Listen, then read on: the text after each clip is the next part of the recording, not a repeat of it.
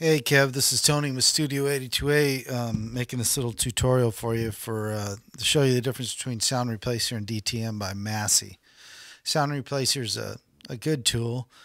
I use it for short segments of audio, short drum segments. Like if someone brings in a track and it has poor toms, maybe I'll replace the toms with it. Or if I want to get in the middle of a song and change it up to some kind of different kind of sampled sound in the middle of the drums, and I'm not doing whole long tracks. If I'm doing whole long tracks, I like to use DTM because it's more accurate. And that's what the tool is for. So let me show you Sound Replacer. Here's the track first. Now let me click this on here. There we go.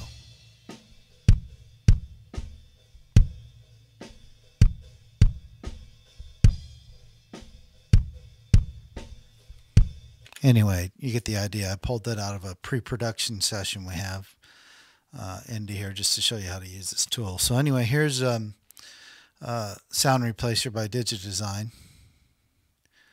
It's a cool little tool. Just don't want to use it for long things. You got to assign the audio first. You got to assign a sample. Okay, and then we're gonna squeeze this down here to make sure it picks up all the kicks. And you can scroll through and check. Make sure that you've gotten every kick if you want. So anyway, then process it. It's gonna dump it right up there. There it is. Looks like it missed a kick here. I'll show you how to insert that later.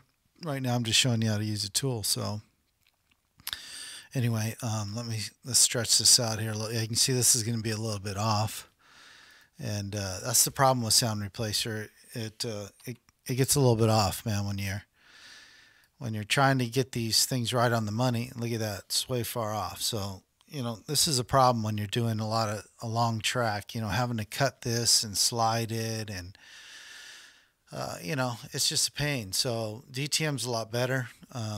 I like to use it for long segments, for, like I said, for just replacing a tom or two, or just a short section with specialty drums to enhance what you have, because you're trying to do something different. But for whenever I'm trying to enhance a whole drum track, like the kick isn't up to par, so I want it to be a little bit more heavy or more snappy or whatever it may be, I'll just use DTM for that. So let me show you DTM right here.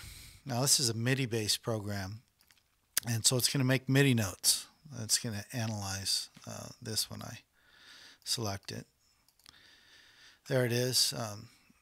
You can also grab small sections and tell it to learn that, and then eliminate the snares or whatever, which I've already done, obviously.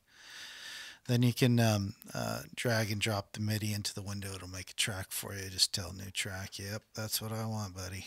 That's it. Okay, so you can see that the MIDI is in there.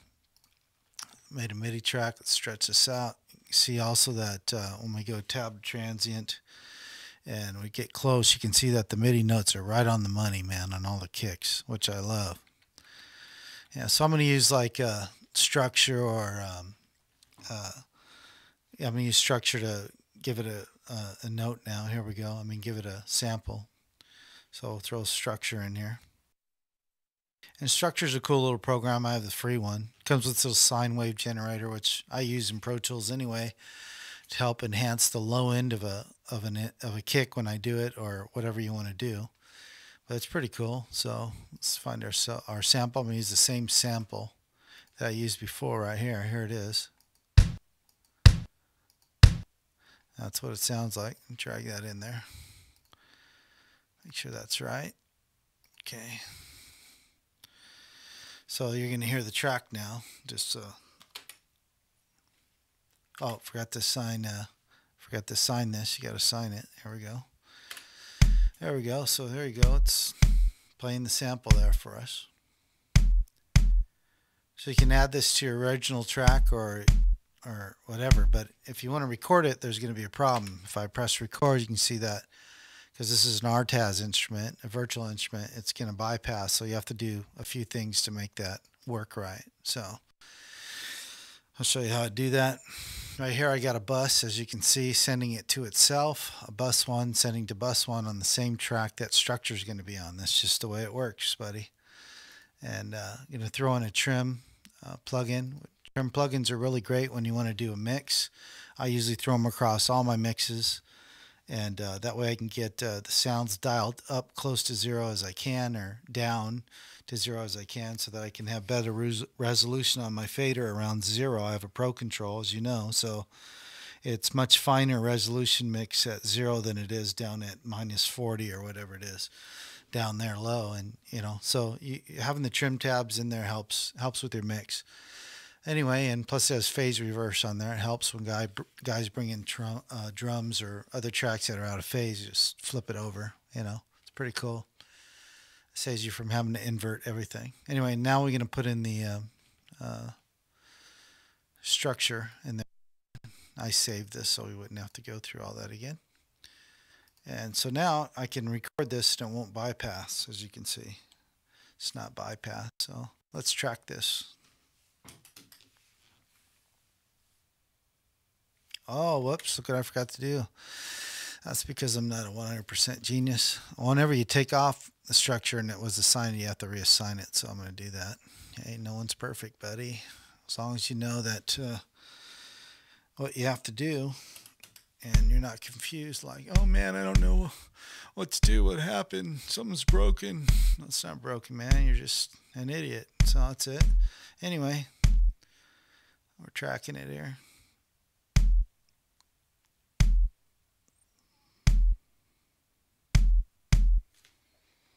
Yeah, I can hear the little thud thing going on there with that. I don't know if you got a sub, but you can hear it. Anyway, you get the idea. That's it. Now I'm going to take this off, because if you don't take it off, you'll be listening to structure. And after all, you're doing this to save DSP. So take it out of record. And of course, we aren't going to need this anymore, so we'll delete that. Yes, delete that. Okay, and so let's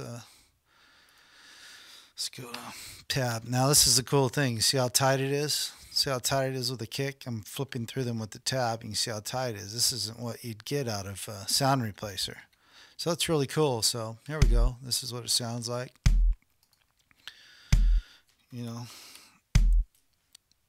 That's without it. This is with the regular kick. It's without it. Now, I will say this to you, though. Whenever you're doing this, whenever you're replacing drums, you got to make sure they're in phase. And if they're not, you got to invert them, or maybe you should try use a different sample, or whatever you got to do. You just want to make sure they're in phase. You can see that, well, the best test is the air. I mean, not every wave is going to be exactly the same, but you can tell some parts of this wave are not in phase with the other one, but that's all right as long as it sounds good. Sounds like the way you want it to sound. But the rule of thumb is, hey, hopefully you have a good enough ear to know that it needs to sound right. So it can't be, there's other ways to make things sound thin other than making them out of phase. So if it's sounding good, you can use it. If not, you have to make sure that's in phase. That's what the invert tool is, or like I said, you can throw in a trim tab and invert it or whatever. So anyway, buddy, that's how it works. Thanks, man.